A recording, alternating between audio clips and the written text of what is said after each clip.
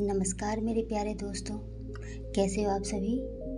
मैं उम्मीद करती हूँ परमात्मा की कृपा से आप सभी अच्छे होंगे। दोस्तों, अगर आप बुद्ध की कहानी सुनते हैं और अगर आप मोरल स्टोरी सुनने में इंटरेस्टेड हैं तो आपने अंगुलीमाल की कहानी तो सुनी ही होगी, लेकिन मैं यकीन के साथ कह सकती हूँ कि जो कहानी आप लोगों ने सुनी है ना, वो अधूरी है। आज मैं आप लोगों को अंगुलीमाल की पूरी कहानी सविस्तार बताने वाली हूँ। आप लोग ये बात तो मानते ही होंगे कि यदि कोई डाकू, कोई गुंडा, कोई अत्याचारी अगर सुधर जाए और सरलतापूर्वक अपना जीवन यापन करना चाहे समाज में रह के, तो क्या वो कर सकता है? नहीं ना। उसके रास्ते में न जाने कितनी परेशानियां आती हैं, उसके न जाने कितने दुश्मन बन चुके होते हैं। उस व्यक्ति को जो सुधर चुका है, उसे अपना जीवन बिताने के लिए बहुत संघर्ष का सामना करना पड़ता है। और मैं आप लोगों को अंगुलीमाल के सत्य जीवन से परिचय कराऊंगी। लेकिन वीडियो में आगे बढ़ने से पहले अगर आप इस चैनल पर नए हैं तो मेरे चैनल को सब्सक्राइब करके बेल आइकन को जरूर प्रेस कर लेना, अगर आपको ये कहानी अच्छी लगे तो, ताकि मेरे आगे आने वाले वीडियोस नोटिफिकेशन आपको मिल सके।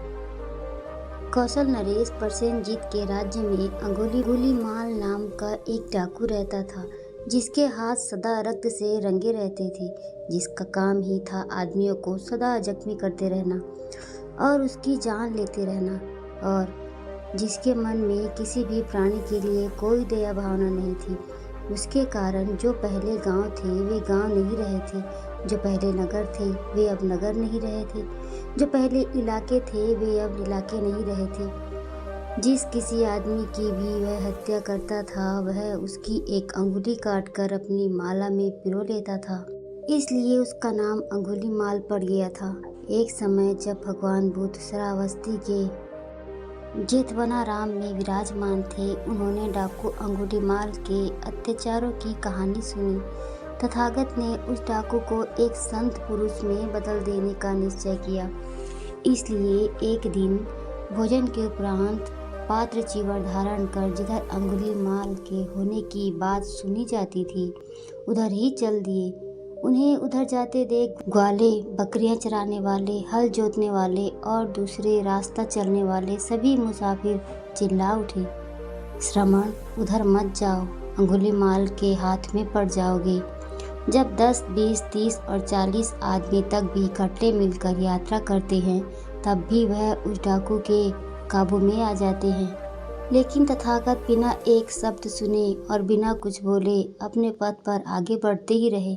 दूसरी और तीसरी बार भी उन आसपास के लोगों ने तथा अन्य भी सभी लोगों ने तथागत को सावधान किया, किंतु तथागत अपने पथ पर आगे बढ़ते ही गए। कुछ दूर से डाकू ने तथागत को उस ओर आगे बढ़ते हुए आते देखा। उसे बड़ा आश्चर्य हुआ जब 10, 20, 40, 50 आदमी तक भी इकट्ठे मिलकर उस ओर आने का साहस नहीं करते। यह श्रमण अकेला ही उस ओर आगे बढ़ा चला आ रहा है। डाकू ने श्रमण की हत्या करने का विचार किया। उसने ढाल तलवार ली, तीर और तुड़ीन संभाले और तथागत का पीछा किया। तथागत अपनी स्वाभाविक गति से आगे बढ़े जा रहे थे, किंतु डाकू अपने पूरे जोर से उनका पीछा करने पर भी उनको पकड़ नहीं पा रहा था। डाकू ने सोचा, यह विचित्र बात है, यह अद्भुत बात है। अभी तक ऐसा था कि पूरी गति से भागे जाते हुए एक हाथी को, एक घोड़े को, एक गाड़ी को और एक हिरण को भी मैं पा ले सकता था, और अब मैं पूरा जोर लगाकर भी स्वाभाविक गति से जाते हुए इस श्रमण को भी पकड़ नहीं पा रहा हूँ। तो वह रुक गया और उसने चिल्लाकर तथागत को कहा, रुको। जब दोनों मिले, तथागत ने कहा, अंगुलीमाल, मैं तो रुक गया हूँ, अब तू भी पाप कर्म करने से रुक जा। मैं इसलिए यहाँ तक आया हूँ कि तू भी सत्य के पथ का अनुगामी बन जाए। तेरे अंदर का कुशल अभी मरा नहीं है। यदि तू इसे केवल एक अवसर देगा तो यह तुम्हारी काया पलट देगा। अंगुलीमाल पर तथागत के वचनामृत का प्रभाव पड़ा। बोला, आखिर इस मुनि ने मुझे जीत ही लिया। और अब जब आपकी दिव्य वाणी मुझे हमेशा के लिए पाप विरत होने को कह रही है तो मैं इस अनुशासन को स्वीकार करने के लिए तैयार हूँ। अंगुलीमाल ने अपने गले में से अंगुलियों की माला उतारकर दूर फेंक दी और तथागत के चरणों पर गिर पड़ा। धर्म दीक्षा की याचना करने लगा। देवताओं और मनुष्यों के शास्ता तथागत बोले, भिक्षु आ, और अंगुलीमाल उसी समय भिक्षु बन गया। दोस्तों, तथागत यानी बुद्ध के बातों में सम्मोहन की सी शक्ति थी, तभी तो अंगुलीमाल जैसे डाकू को भी उन्होंने हृदय परिवर्तन करने के लिए विवश कर दिया। भिक्षु अंगुलीमाल को अपना अनुचर बनाकर तथागत श्रावस्ती के जेतवनाराम को वापस लौट गए।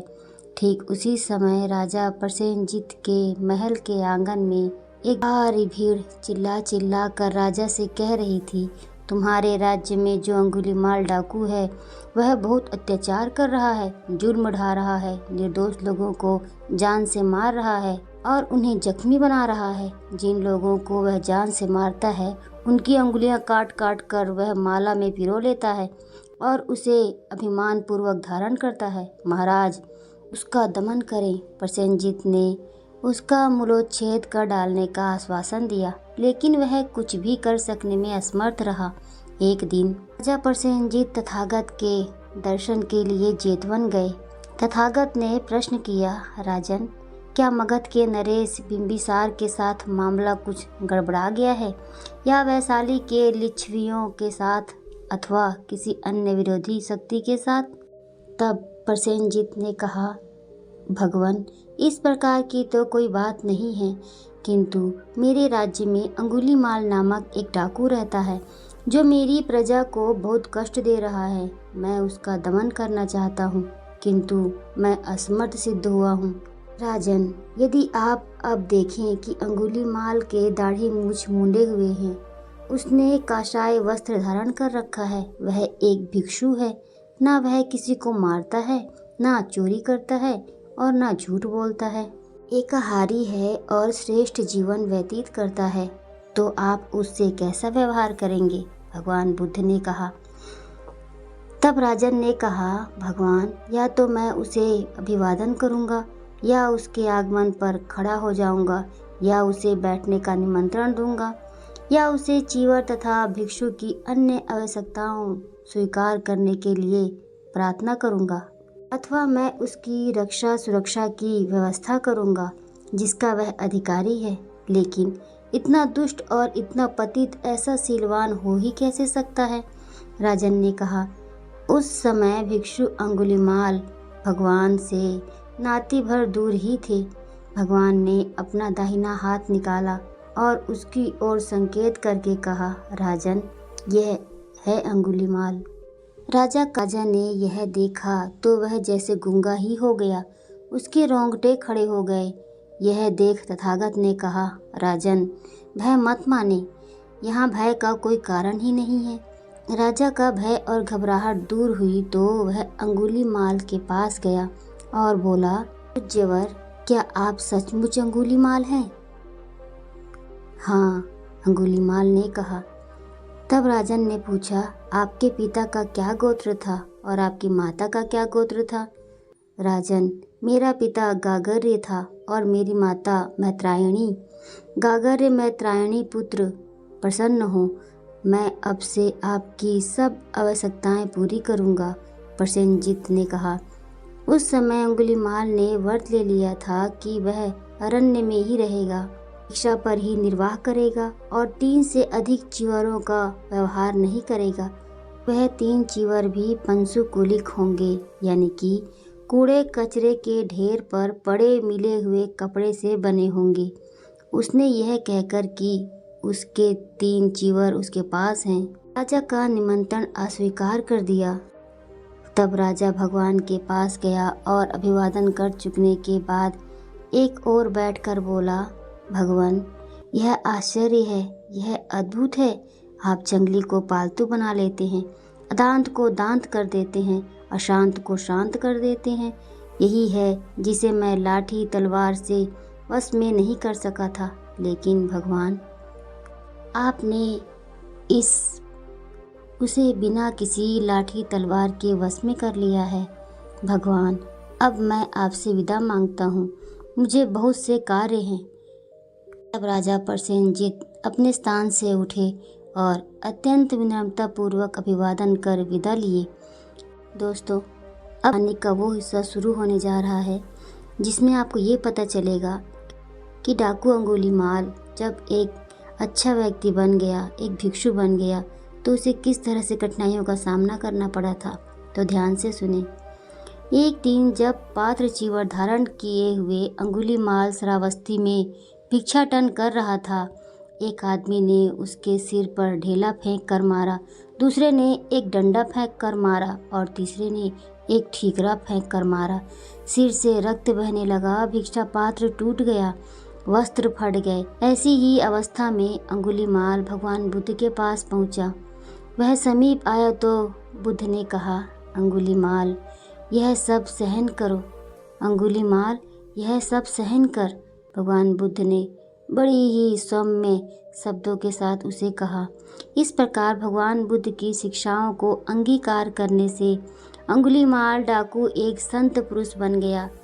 मुक्ति मुख का आनंद लेते हुए उसने कहा, जो पहले प्रमादी रहकर भी बाद में अप्रमादी हो जाता है, वह बादलों से मुक्त चंद्रमा की तरह लोक को प्रकाशित कर देता है।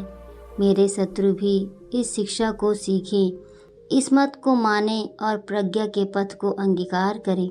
मेरे शत्रु भी समय रहते मैत्री, विनम्रता और क्षमाशीलता की शिक्षा ग्रहण करें, वे तदनुसार आचरण करें।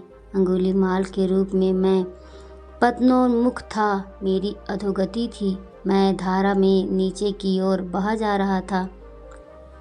तथागत ने मुझे स्थल पर लाकर खड़ा कर दिया है। अंगुलीमाल के रूप में मैं खून रंगे हाथ वाला था, अब मैं संपूर्ण रूप से मुक्त हूँ। दोस्तों, ये अंगुलीमाल की बातें थी। आपको ये कहानी कैसी लगी, इसके बारे में अपने विचार कमेंट बॉक्स में ज़रूर लिखना। दोस्तों, कहते हैं ना, जब जागो तभी सवेरा, यानी कि अच्छा काम करने का कोई समय नहीं होता। अगर कोई व्यक्ति ऐसा है जिसे लगता है कि वो गलत रास्ते पर है, तो वो खुद को सुधारने के लिए किसी समय भी प्रयास कर सकता है। Thank you so much for watching this video my dear friends. Keep learning, be happy, stay healthy, stay safe, take care of yourself my dear friends.